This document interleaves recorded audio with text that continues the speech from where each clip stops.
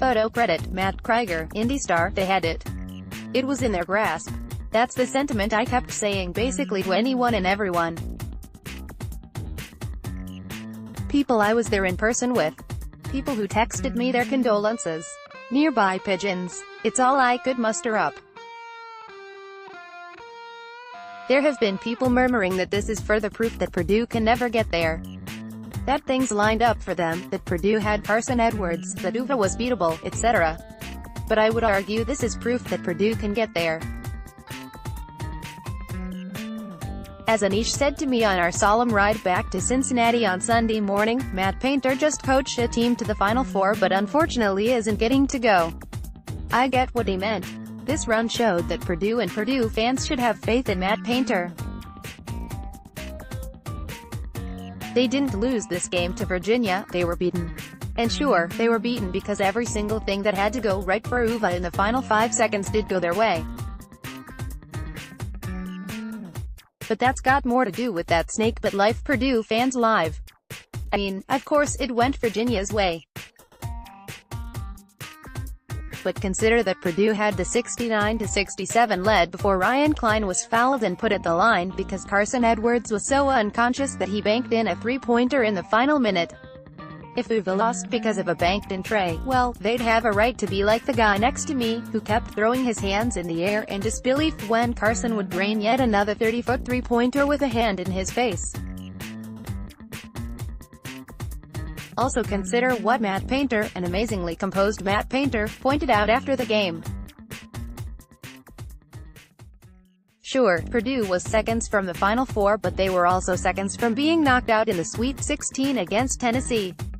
It takes a lot of breaks to make the Final Four, almost regardless of how good you were.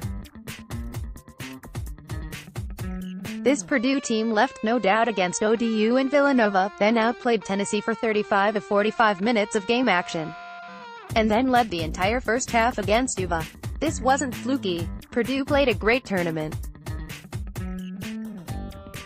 Matt Painter outcoached Jay Wright and then Rick Barnes and at worst was evenly matched with Tony Bennett. That's something to be proud of. For real, Purdue led every team they played in this tournament by double digits. In a way, that's proof that it could happen and will happen. As we left the arena, Boiler Dowd said to us that he now believes Matt Painter will be back here in the Elite Eight shortly and he now believes that coach will break through. High praise. I also want to say something about the whole experience and how it actually feels to me, silly as this may sound, that we are kind of living through a bit of a golden era for Purdue sports. From Jeff Brom bringing back excitement to Purdue football and experiences like the Ohio State win, the Foster Farms Bowl and the whole Rondale Moore experience, to Purdue basketball competing for, and winning, Big Ten titles whether they're stacked or rebuilding. Of Purdue getting players like Carsen Edwards. And of course, Purdue basketball bringing us all together to further dance in Louisville sports fans' faces. It's exciting to be a Purdue alum right now. And sure, this excitement makes watching the games, tweeting, texting and celebrating all the more enjoyable. But for those who make the journey to these settings, it's hard to put into words what it's like. To see entire bars, virtually entire cities, swathed in motion peas and black and old gold apparel.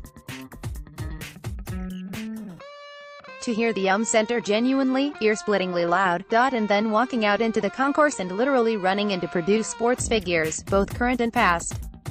Guys like Ray Davis, Brady Brom, and Coach Brom, too, Rob Hummel, Coach Keaty, members of the Painter family, and more than I could name. It was a surreal feeling. Having your friends who aren't Purdue people, and this is especially pertinent to those of us further away from the Purdue footprint, texting, emailing, calling, checking in with your spouse to see how you're doing. That's what it was like for me and my family. People tend to know that this stuff matters to Purdue people. Sometimes I find myself saying I wish it didn't matter. And that was especially the case when I couldn't sleep at 3 a.m. Sunday morning. But I also know that it's understandable why this stuff matters. This isn't the Indianapolis Colts or the New York Rangers, teams people are obsessed with and care about, but which no matter how big they are to you, few of us can truly claim a connection to them. At Purdue, it's part of us.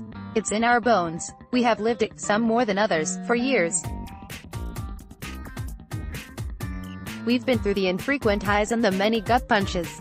And we've walked out of arenas and stadiums and shaken hands with strangers and given them that look, the half smile, with the eyes full of understanding, saying nothing but also saying everything. We get it, and we know that you get it. That's also why I felt like I had to be there on Saturday. When it became apparent this was really happening versus Tennessee, I knew I needed to travel to Louisville. All of us at the S, and many of you, I'm sure, find ourselves incapable of watching any Purdue game, let alone critical ones, in the company of others, especially people who don't get it. Watching in public is almost always out of the question. And yet being in Louisville felt right. Because there were thousands of other people who were just like us. They couldn't stand to watch either, but also couldn't turn away. As we got into the final 5 minutes, I was having trouble continuing to stand up and watch. I began sitting still in my seat. When people stood in front of me, I peered through them or looked at the Jumbotron or just listened. And Carsen kept splashing. When it looked like it was in Purdue's grasp in the final 15 seconds, I began to feel overcome. I know Beat Out and I, seated in different sections, had very similar reactions. We both couldn't stand up. We both had racing hearts, were feeling overcome. Not with sadness or happiness, but just overcome. Trouble breathing, trouble believing. I know we weren't unique in this. I think I had Anisha a little worried, as he kind of kept holding on to me to perhaps make sure I wasn't going to collapse under the stress of this emotional release. I do remember incoherently yelling something about 25 years, as that's my Purdue lifespan. Longer than some, much shorter than others. In the end, the gut-wrenching loss is going to be hard to process for a while. And we know it will actually never stop hurting. 94 and 2000 never stopped. But this was so much fun and brought so many of us together, that it's also something I would absolutely never trade. I'd like to close by thanking you all for being part of this for us.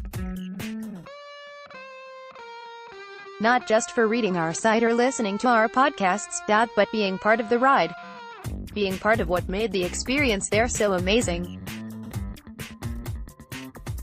For coming up to us in the concourse or on the street and giving us kind feedback about our stuff. For the hugs. We're no different from you guys, we're just Purdue lifers who happen to spill our feelings and emotions out into the public sphere. So thank you for indulging us and being part of our group therapy. Ever grateful, ever true. Choo choo, mothers.